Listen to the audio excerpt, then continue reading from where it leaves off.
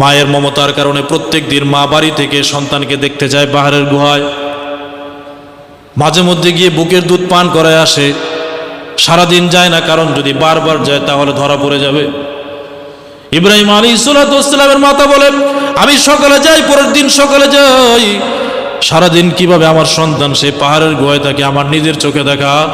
আমি যখন সেই পাহাড়ের মুখটা, গুহার মুখটা খুলি, যায় দেখি আমার ইব্রাহিম আঙ্গুল চষে শিশু মানুষ, ছোট বাচ্চা আঙ্গুল চষতেছে।